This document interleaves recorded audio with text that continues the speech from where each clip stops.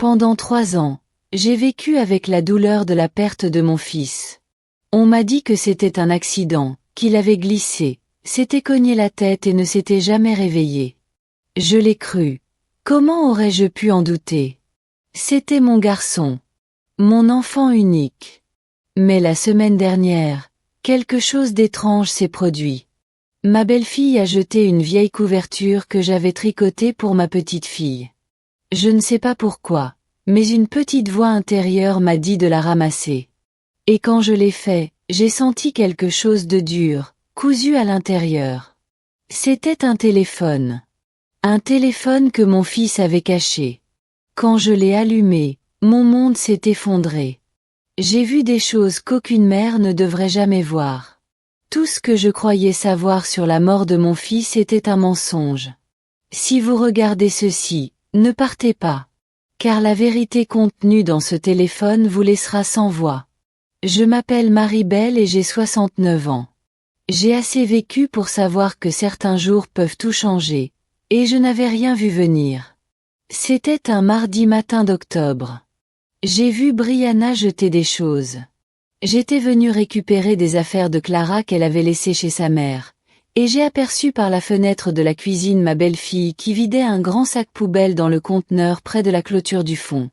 J'ai vu la couverture bleue tomber dans les ordures, parmi le marc de café, les vieux journaux et des objets cassés. Cette couverture. Celle que j'avais tricotée pour ma petite fille à sa naissance. Celle que j'avais confectionnée pendant 3 semaines. Chaque maille faite de mes propres mains avec amour. La femme de mon fils Daniel n'avait pas le droit de la jeter comme ça. Absolument pas. Je n'avais pas prévu la suite. Mes jambes m'ont porté dehors, et j'ai récupéré la couverture dans la poubelle avant que Brianna n'ait pu refermer le couvercle. Mes mains tremblaient légèrement tandis que je la sortais et secouais les ordures. Brianna est apparue au coin de la maison et m'a regardé avec son regard froid. Encore aujourd'hui, je me demande comment j'ai pu être aussi aveugle. Comment ai-je pu ne pas me rendre compte que quelque chose n'allait pas du tout chez elle? Qu'est-ce que tu fais? Me demanda-t-elle d'un ton sec et agacé. C'est à Clara, dis-je en serrant la couverture contre ma poitrine. Je l'ai faite pour elle. Elle a de la valeur. Elle a une signification. Pourquoi la jeter? Brianna haussa simplement les épaules et rentra dans la maison sans rien ajouter. Je restai là, tenant cette couverture humide et sale, et une petite voix intérieure me dit de vérifier. Je ne saurais dire d'où venait cette sensation. Ce n'était pas vraiment une pensée. Plutôt un instinct. Ma mère m'avait toujours dit de faire confiance à mon instinct. Mon intuition sait les choses avant ma raison, disait-elle. Je n'avais pas touché cette couverture depuis 3 ans. Elle était restée chez Brianna tout ce temps, utilisée pour emmailloter Clara quand elle était bébé, puis rangée et oubliée. Mais en la prenant dans mes mains, mes doigts sentirent quelque chose à l'intérieur. Quelque chose de dur. Quelque chose qui n'avait rien à faire dans une couverture pour bébé. Mon cœur se mit à battre la chamade. J'ai attendu d'être rentrée chez moi. Je ne voulais pas l'examiner chez Brianna, où elle aurait pu me voir. J'ai attendu d'être en sécurité dans mon salon, porte verrouillée. Mes mains tremblaient lorsque j'ai regardé la couverture sous la bonne lumière de ma lampe de table. J'ai trouvé une petite couture, refermée avec des points soignés et précis. C'était du travail de professionnel, pas une réparation bâclée. Comme si quelqu'un avait délibérément ouvert la couverture puis l'avait recousue pour y cacher quelque chose. J'ai sorti mes petits ciseaux et coupé le fil avec précaution. À l'intérieur, il y avait un téléphone. Un téléphone caché dans la couverture de ma petite fille depuis 3 ans. Un téléphone dont personne ne connaissait l'existence. Un téléphone qui attendait d'être découvert. Mon cœur s'est mis à battre la chamade. Je connaissais ce téléphone. J'avais vu Daniel avec un téléphone comme celui-ci une fois. C'était un téléphone spécial, celui qu'il disait n'utiliser que pour le travail, parfois. Un pressentiment me disait que ce téléphone avait une signification particulière. Quelque chose qui allait tout changer. J'ai essayé de le déverrouiller. Mes mains étaient fermes, même si mon cœur battait la chamade. Le premier code que j'ai essayé était la date de naissance de Daniel. Mois, jour, année. Ça a marché du premier coup. Le téléphone s'est ouvert comme s'il attendait que quelqu'un qui l'aimait le trouve. Ce que j'ai découvert à l'intérieur a anéanti tout ce que je croyais savoir de ma famille. Il y avait des photos. Daniel et Brianna à une époque plus heureuse, certes, mais aussi autre chose. Des photos de Brianna avec un homme que je n'avais jamais vu. Un homme au visage fin et aux yeux bleus clairs. Sur certaines photos, ils étaient au restaurant. Sur d'autres, dans ce qui ressemblait à une chambre d'hôtel. Les dates étaient clairement imprimées sur les photos. Sur l'une d'elles, Brianna portait une robe verte que j'ai reconnue, celle qu'elle avait mise à Noël cette année-là. Daniel était encore en vie à ce moment-là. Il était encore en vie, et elle était quelque part avec cet autre homme. Ils étaient ensemble du vivant de Daniel. Il y avait des messages. Des SMS échangés entre Brianna et cet homme qui s'appelait Tran. Assise à ma table de cuisine, je les lisais, et à chaque message, j'avais l'impression que le monde se dérobait sous mes pieds. Qu'il bougeait. Qu'il changeait. Qu'il se brisait. Il ne se doute de rien, disait un message. Combien de temps encore? Demandait un autre. L'argent de l'assurance suffira, disait un troisième. On peut aller où on veut. Tu vas vraiment le quitter? Avait écrit Tran. Oui. Mais il faut que ça ait l'air d'un accident. Il faut que ça ait l'air naturel, avait répondu Brianna. Puis il y avait une vidéo. Je ne voulais pas la regarder, mais je savais que je n'avais pas le choix. J'ai appuyé sur lecture. Brianna et Tran étaient dans une voiture, garée à un endroit que je ne reconnaissais pas. Tran tenait une caméra et filmait Brianna. Elle parlait du plan. Elle expliquait comment faire croire à un accident. Elle parlait de la rampe d'escalier où travaillait Daniel. Elle parlait du moment opportun, de l'argent de l'assurance et d'un homme nommé Tran qui allait l'aider. Elle souriait. Elle avait l'air heureuse. Il faut qu'on le fasse un mardi, dit-elle face à la caméra. Il y aura moins de monde. Peut-être à l'heure du déjeuner. Tu attends près de la fontaine. J'arriverai par derrière. On fera en sorte qu'il tombe lourdement. Qu'il n'y ait aucun doute. La police ne cherchera pas trop loin si c'est évident. Tran lui demanda si elle était sûre. Je n'ai jamais été aussi sûre de rien, répondit Brianna. Il nous gêne. Et après ça, on sera libre.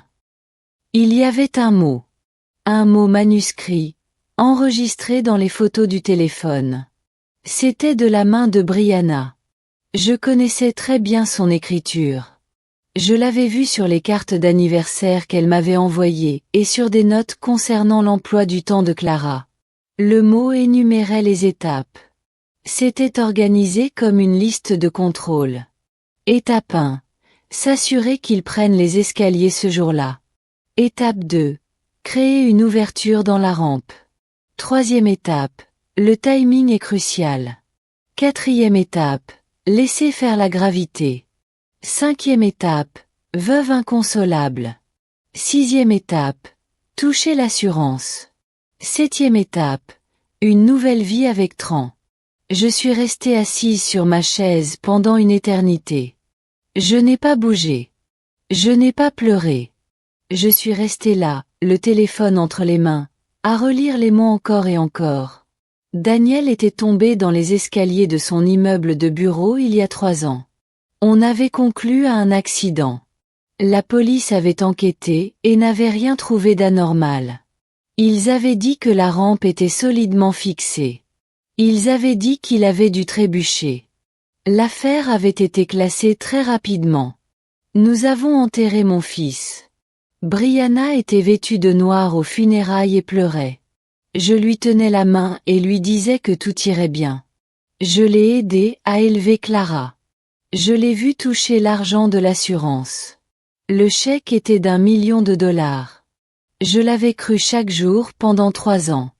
J'avais cru que mon fils était maladroit et malchanceux. J'avais cru à un accident. Mon fils n'était pas tombé. Mon fils avait été poussé. Mon fils avait été assassiné par sa propre femme. J'ai regardé à nouveau le téléphone. Mes mains étaient désormais fermes. J'ai pris mon téléphone et composé le numéro qui me semblait juste. J'ai appelé ma voisine Hélène. Hélène était ma meilleure amie depuis 15 ans. Hélène avait un esprit logique et un cœur fort. C'était une femme capable de garder son sang-froid même quand tout s'écroulait. Hélène a répondu à la deuxième sonnerie. « Hélène, ai-je dit d'une voix étrangère, il faut que tu viennes tout de suite. J'ai trouvé quelque chose. Quelque chose qui change tout dans ma vie. Tout dans ma famille. S'il te plaît, viens maintenant. » Hélène est arrivée chez moi en moins de 10 minutes. Elle portait encore ses gants de jardinage en entrant. Elle désherbait son jardin quand je l'ai appelée. Je lui ai tout montré sans dire un mot. Je lui ai montré le téléphone. Je lui ai montré les messages. Je lui ai montré la vidéo. Je lui ai montré la note avec les instructions écrites si clairement. Hélène s'est assise très lentement sur mon canapé. Elle resta longtemps silencieuse. Elle lisait, observait, et analysait ce qu'elle voyait. « Il faut faire attention », finit-elle par dire d'une voix calme et grave. « Il faut être très prudent et très intelligent. Ce n'est pas anodin, Marie-Belle. C'est un crime. Un crime terrible.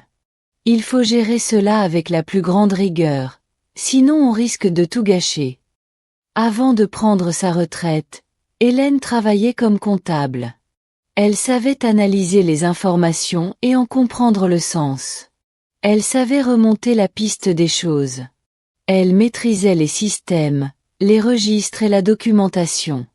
Nous avons passé le reste de la journée et toute la soirée à étudier le téléphone. Nous avons noté les noms, les dates et les sommes d'argent mentionnées dans les messages. Nous avons comparé ces dates avec ce que nous savions des événements de la vie de Daniel. Nous avons établi une chronologie. Tout était clair maintenant. Tout était lié. Le lendemain matin, Hélène est venue chez moi avec son ordinateur portable. Elle avait fait quelque chose auquel je n'avais pas pensé. Elle avait cherché l'homme des photos. Après 3 heures de recherche patiente sur différents sites web et réseaux sociaux, elle l'avait trouvé. Il s'appelait Bientran Dawson. Il avait une page publique sur les réseaux sociaux. Sur les photos de sa page, il paraissait plus jeune et en meilleure santé que sur celle de Brianna. Il y avait des photos plus récentes, avec différentes femmes à différentes époques, dans des bars, à des concerts, au restaurant.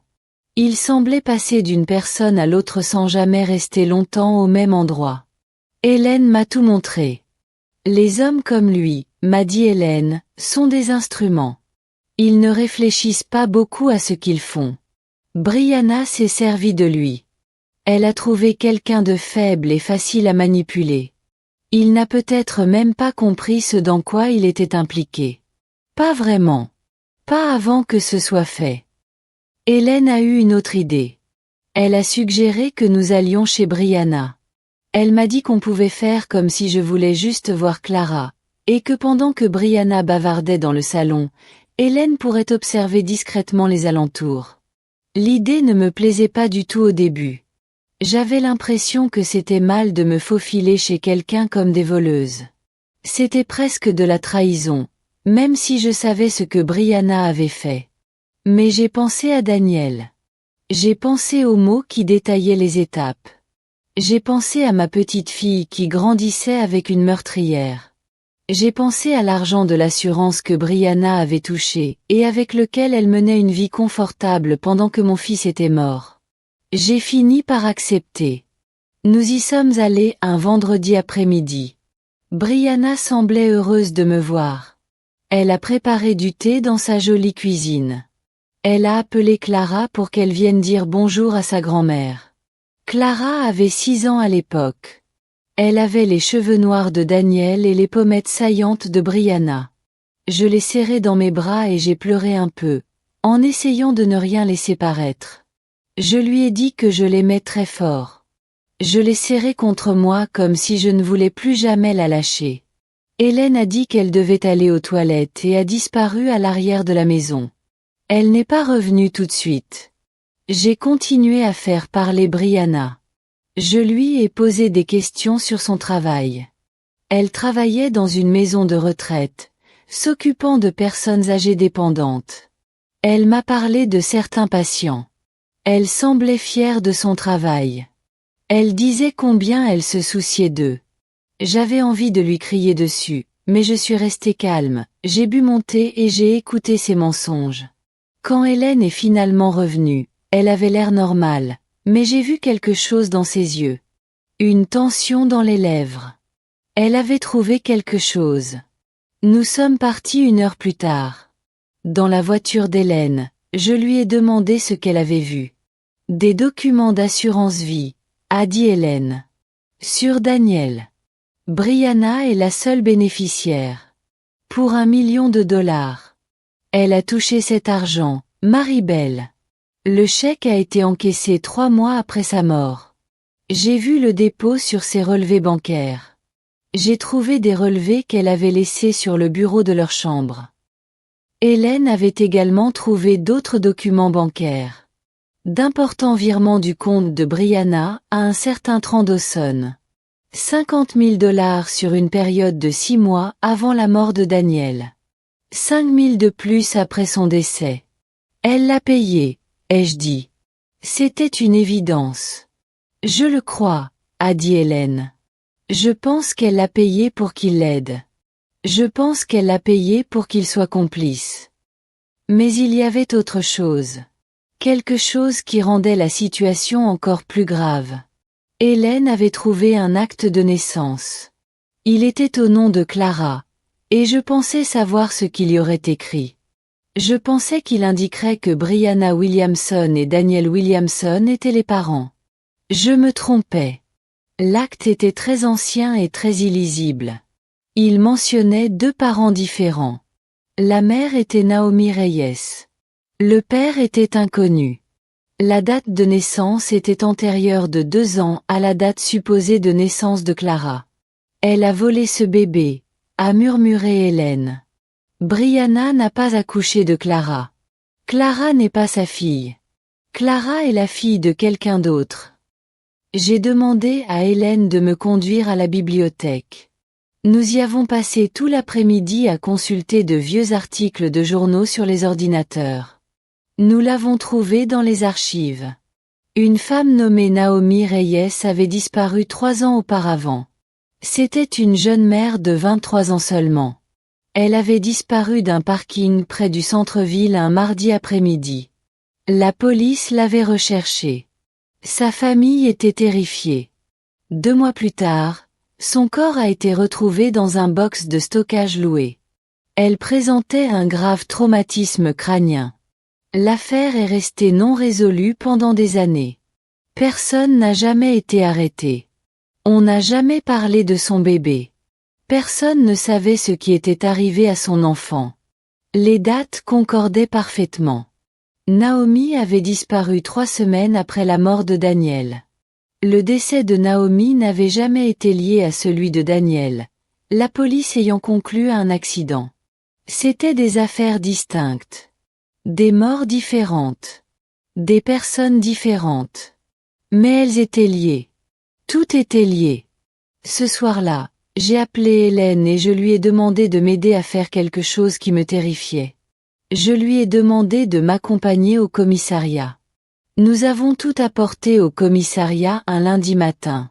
J'ai pris le téléphone de Daniel. J'ai pris les photos que j'avais imprimées. J'ai pris les notes d'Hélène concernant ce qu'elle avait trouvé chez Brianna. J'ai pris les informations sur Naomi Reyes. J'ai pris des copies de son acte de naissance. J'ai pris des articles de journaux relatant sa disparition et sa mort. Je suis entrée dans le commissariat, me sentant vieille, épuisée et terrifiée. Un inspecteur nommé Mason Clark m'a écoutée.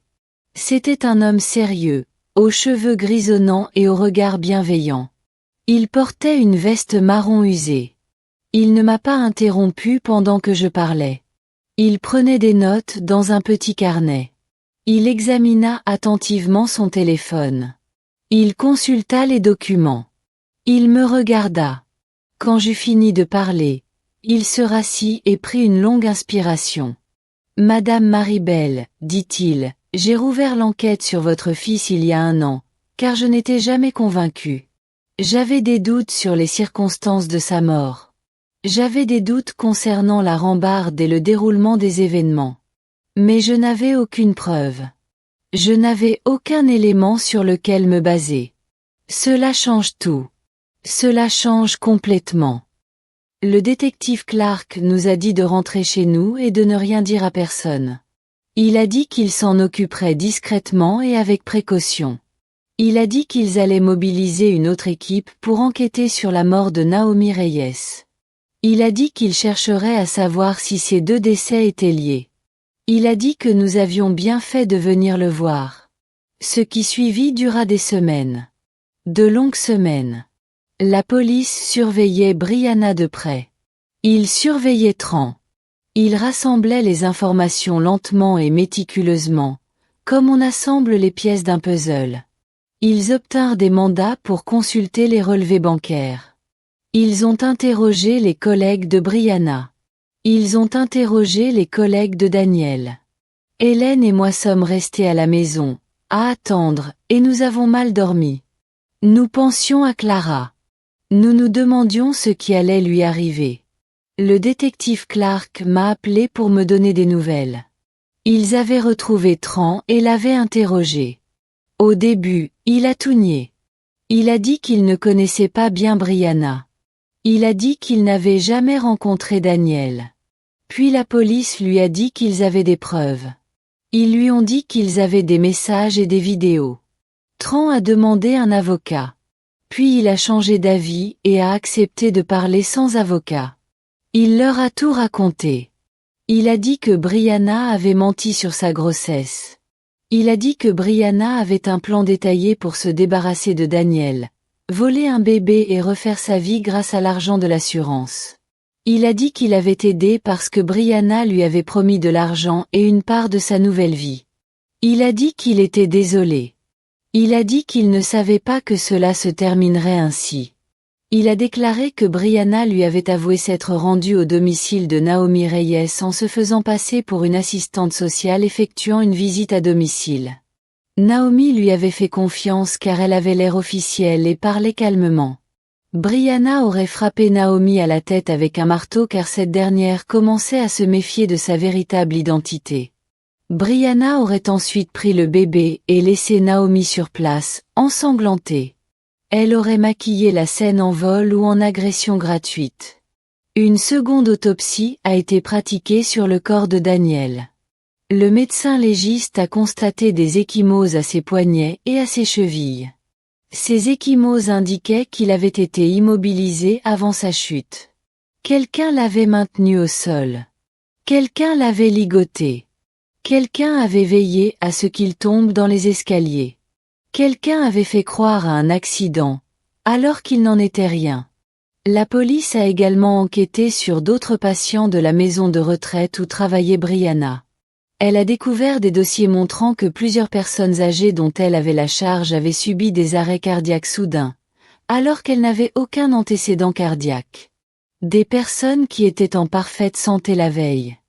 La police a obtenu l'autorisation des familles pour approfondir l'enquête. Elle a découvert que Brianna avait accès à des médicaments susceptibles de provoquer des problèmes cardiaques. Des documents ont révélé qu'elle avait volé ces médicaments à la maison de retraite. Il s'est avéré que de l'argent provenant des successions de certains de ses patients avait été transféré sur le compte de Brianna par divers moyens. Cet argent aurait dû revenir à leur famille ou à leurs associations caritatives. Cet argent, Brianna l'avait volé. J'étais à la fois en colère, triste et horrifiée. J'avais laissé cette femme entrer dans ma vie. Je lui avais confié mon fils. Je lui avais confié ma petite fille. J'avais cru à ses larmes aux funérailles de mon fils.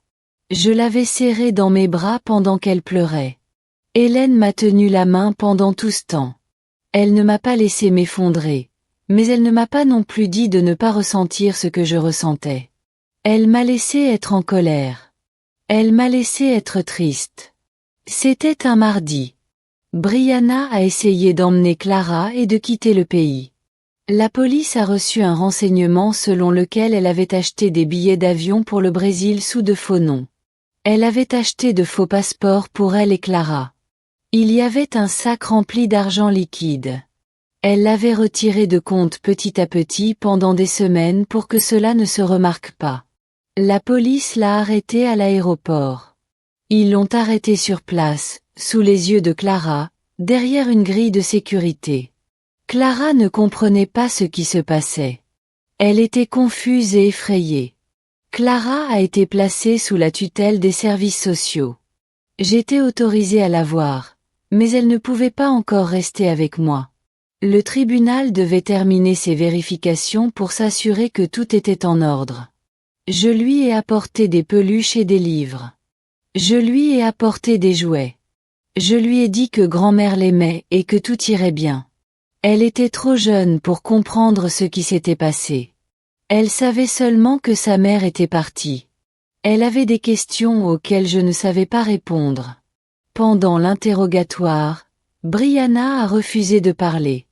Assise dans une pièce grise avec un avocat, elle n'a pas dit un seul mot. Pas un seul. Elle fixait simplement le détective de ses yeux froids. Maitran a commencé à parler. Il a parlé sans s'arrêter. Il a tout raconté à la police. Il leur a expliqué comment Brianna avait fait semblant d'être enceinte pendant des mois. Elle portait des rembourrages sous ses vêtements. Elle avait annoncé à tout le monde qu'elle attendait un enfant. Elle leur avait dit que le bébé était prévu pour dans 3 mois. Puis, soudain, elle a dit que le bébé était arrivé en avance. Elle a dit que Clara était née à la maison, sans médecin. Personne n'a posé de questions. Personne n'a demandé à voir le dossier médical.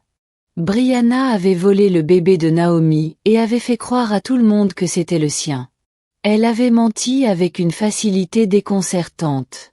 Tran expliqua que Brianna et lui se fréquentaient depuis 1 an avant la mort de Daniel. Brianna lui avait dit que Daniel était violent. Elle lui avait dit que Daniel ne voulait pas de l'enfant. Elle lui avait dit que Daniel était possessif et méchant. Rien de tout cela n'était vrai. Rien de tout cela n'était réel. Mais Tran l'avait cru. Elle lui avait dit que s'il se débarrassait de Daniel et prenait l'argent de l'assurance, ils pourraient s'enfuir ensemble et recommencer à zéro. Ils pourraient aller dans un endroit chaud et vivre une belle vie. Tran dit qu'il était stupide et en colère et qu'il avait accepté d'aider. Il dit que Brianna lui avait dit quoi faire. Chaque étape. Chaque détail. Il dit que Brianna lui avait dit d'attendre près des escaliers de l'immeuble de bureau de Daniel un mardi à l'heure du déjeuner. Il dit que lorsque Daniel est arrivé dans le couloir, Tran lui a barré le passage et a fait semblant d'être un livreur qui cherchait une signature. Alors que Daniel était confus et poli, Brianna est arrivée par derrière et l'a frappé avec un objet dur. Tran dit que tout s'est passé si vite. Il y avait du sang. Il dit qu'il l'a aidé à attacher les poignets et les chevilles de Daniel. Il a dit qu'il l'avait poussé dans les escaliers. Il a dit qu'il l'avait laissé là. Ils ont fait croire à une chute. Ils ont fait croire à un accident. Quand Naomi Reyes a commencé à se douter de quelque chose, Brianna est venue chez elle. Brianna avait enfilé une tenue professionnelle. Elle a dit à Naomi qu'elle travaillait pour les services sociaux et qu'elle devait vérifier le bien-être du bébé. Naomi l'a cru, car Brianna était convaincante. Naomi lui a ouvert la porte et l'a laissé entrer. Brianna l'a frappé à la tête avec un marteau. Elle a pris le bébé et a laissé Naomi sur place. Naomi est morte seule dans son appartement. La police a ouvert un coffre-fort dans le mur de la chambre de Brianna. À l'intérieur, il y avait des enregistrements et des notes manuscrites. Brianna avait documenté ses crimes. Elle avait noté les noms des patients âgés qu'elle prévoyait de cibler. Elle avait noté leurs revenus. Elle avait écrit sur leur famille. Elle avait enregistré des répétitions de ce qu'elle dirait aux familles. Elle avait noté quels médicaments seraient les plus difficiles à détecter. Elle avait prévu de tuer cette autre personne. Elle avait calculé combien d'argent elle pourrait voler à chacun. Elle avait tout noté, comme un plan d'affaires. Comme si c'était une chose tout à fait raisonnable. Le procès a duré 3 semaines. J'étais assise dans la salle d'audience chaque jour. J'étais derrière le banc du procureur. J'observais Brianna, assise à la barre de la défense, vêtue de différentes tenues choisies par son avocat. Des vêtements professionnels qui lui donnaient une allure compétente. Des vêtements tristes qui la faisaient passer pour une victime. Des vêtements qui la faisaient paraître innocente. Mais je savais la vérité. J'avais vu le contenu de son téléphone. J'avais lu ses notes. J'avais écouté sa voix sur ses enregistrements. Je savais ce qu'elle avait fait. Les procureurs ont présenté les éléments de l'accusation un par un. Ils ont montré le téléphone et son contenu au jury. Ils ont diffusé la vidéo où Brianna expliquait son plan. Ils ont lu les messages à haute voix. Le silence régnait dans la salle d'audience. Les jurés regardaient Brianna avec dégoût. Ils me regardaient avec compassion. Les preuves médico-légales ont ensuite été présentées. Les ecchymoses aux poignets et aux chevilles de Daniel. L'angle de la chute qui prouvait qu'il ne pouvait pas être tombé naturellement. L'expert qui a expliqué que les blessures indiquaient qu'il avait été retenu et poussé. Les analyses toxicologiques ont révélé la présence, dans le sang de Naomi, de substances provenant de médicaments auxquels Brianna avait accès à la maison de retraite. Des témoins ont été appelés à la barre. Des employés du bureau de Daniel ont déclaré avoir aperçu un homme inconnu près de l'escalier ce matin-là. Des proches de Naomi ont confié qu'elle s'inquiétait au sujet d'une assistante sociale au comportement étrange. Sa colocataire a affirmé que Naomi avait un mauvais pressentiment concernant cette femme. Elle lui avait confié que quelque chose clochait. Tran a témoigné. Il paraissait petit et faible à la barre. Il semblait avoir enfin compris l'horreur de son acte. Il a raconté comment Brianna l'avait manipulé. Il a pleuré en parlant de Daniel, de Naomi et de Clara, qui auraient dû connaître sa vraie mère. L'accusation lui a posé des questions difficiles. La défense aussi, cherchant à le faire passer pour le véritable coupable, pour le cerveau de l'opération. Mais son récit est resté inchangé. Il savait qu'il allait en prison. Il coopérait car il avait enfin compris la gravité de ses actes et ne pouvait plus vivre avec ce fardeau. Des experts ont témoigné au sujet des empoisonnements. Ils ont expliqué comment Brianna avait progressivement augmenté les doses de médicaments administrés par voie intraveineuse aux patients âgés. Ils ont expliqué comment elle avait maquillé leur décès en mort naturelle. Ils ont expliqué qu'elle avait agi ainsi avec succès au moins 4 fois avant que la police ne l'arrête. Ils ont montré comment elle avait volé des médicaments en empruntant des quantités supérieures à celles nécessaires aux patients. Le dernier jour du procès, l'accusation a résumé son dossier. Elle a passé en revue les preuves une dernière fois. Elle a parlé de Daniel et de sa bonté. Elle a parlé de Naomi et de la jeune vie gâchée. Elle a parlé de Clara et du traumatisme qu'elle avait subi. Elle a parlé des personnes âgées décédées prématurément. Le juge a donné ses instructions au jury. Celui-ci s'est retiré pour délibérer et décider de la culpabilité ou de l'innocence de Brianna. J'attendais dans le couloir avec Hélène. Nous n'avons pas beaucoup parlé. Hélène me tenait la main. Nous sommes restés assises dans le couloir à attendre. Le jury est revenu après 5 heures de délibération. Il avait rendu son verdict. Le juge a demandé à Brianna de se lever. Elle est restée impassible. Le juge a demandé au jury s'il avait rendu son verdict. Ils ont répondu par l'affirmative. Ils l'ont déclaré coupable du meurtre au premier degré de Daniel Williamson. Ils l'ont déclaré coupable du meurtre au premier degré de Naomi Reyes. Ils l'ont déclaré coupable des 3 autres meurtres de personnes âgées de la maison de retraite. Ils l'ont déclaré coupable des tentatives de meurtre de 2 autres patients. Coupable à 6 reprises. Coupable à 6 reprises de meurtre au premier degré. Le juge l'a condamné à la prison à vie sans possibilité de libération conditionnelle. 6 peines de prison à vie. Elle mourrait en prison. Elle n'en sortirait jamais. Je n'éprouvais pas de joie. J'éprouvais du soulagement et de la tristesse à la fois. J'avais l'impression qu'un poids énorme m'avait enfin été enlevé, mais je me sentais désormais vide. 6 mois après la fin du procès, le tribunal m'a autorisé à prendre Clara sous ma tutelle permanente.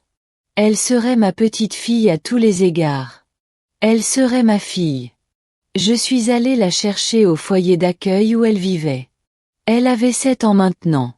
Elle était maigre et silencieuse. Elle avait trop souffert. Elle a couru vers moi quand je suis entrée et je l'ai serrée dans mes bras, et je ne l'ai pas lâchée pendant très longtemps. Je l'ai ramenée à la maison.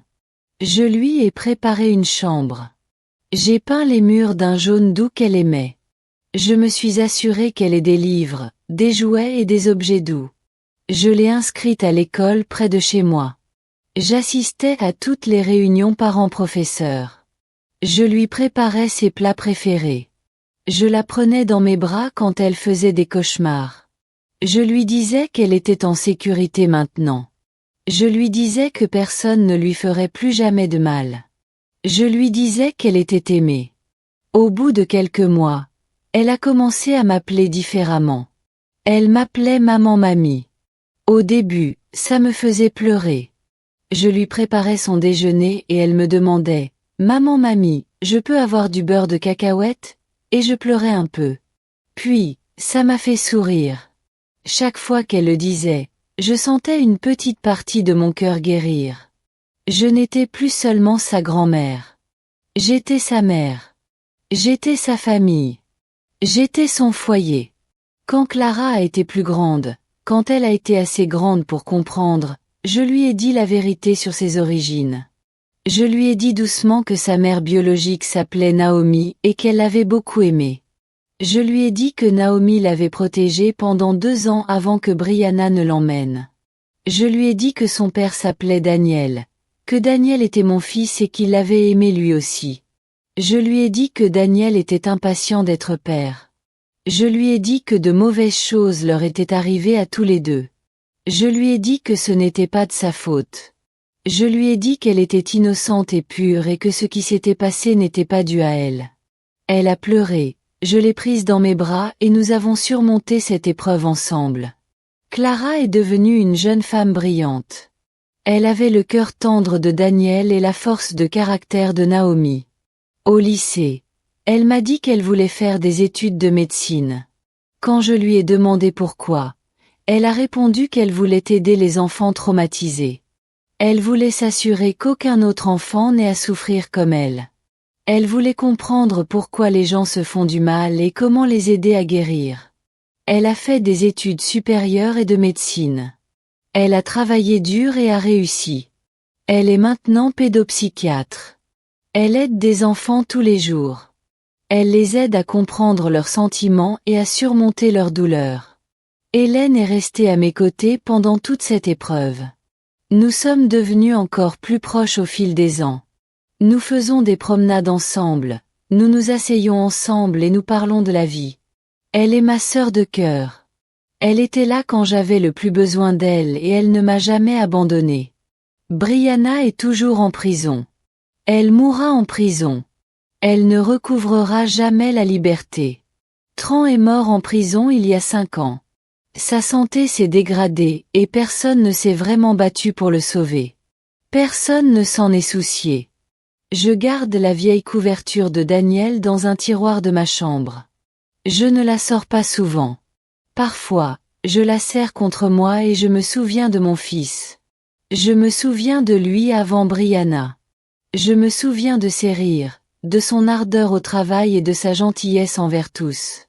Je me souviens de lui parlant de devenir père. Je me souviens de ses rêves. Je me souviens du son de sa voix. Clara a maintenant sa propre couverture. C'est une couverture que j'ai tricotée pour elle à ses 18 ans. Une couverture faite avec amour, sans aucun secret. Il m'a fallu 4 mois pour la tricoter, car mes mains vieillissent. Chaque maille a été tricotée en pensant à elle et en espérant son avenir. Elle la garde sur son lit. C'est un rappel qu'elle a un foyer. Un rappel qu'elle est aimée. Un rappel qu'elle a survécu. La vérité était là, enfouie dans cette couverture, depuis toujours. Parfois, la vérité se cache là où on l'attend le moins. Parfois, la vérité attend patiemment quelqu'un d'assez courageux pour la chercher. Parfois, seul l'amour peut la révéler au grand jour. Parfois, une grand-mère et sa meilleure amie suffisent à tout changer. J'ai 78 ans maintenant. J'ai vécu plus longtemps que je ne l'aurais jamais cru. J'ai vu des choses terribles, mais j'ai aussi vu Clara devenir une personne merveilleuse. J'ai vu que le bien peut naître du mal. J'ai vu que la justice est possible. J'ai vu que la famille n'est pas toujours celle avec qui on est. La famille, ce sont ceux qui restent à nos côtés. La famille, c'est Hélène. La famille, c'est Clara. Chaque matin, je me réveille et je remercie Dieu d'avoir trouvé cette couverture dans la poubelle. Je remercie Dieu d'avoir suivi mon instinct ce jour-là. Je remercie Dieu d'avoir eu Hélène pour m'aider. Je remercie Dieu que Clara soit en sécurité, heureuse et aimée. Je remercie Dieu que la mort de Daniel ait eu un sens. Que sa vie ait eu un sens. J'ai vu ma belle-fille jeter la couverture de bébé de ma petite fille. Alors j'ai regardé au fond de moi et j'ai trouvé la vérité. La vérité a libéré ma petite fille. La vérité nous a tous libérés.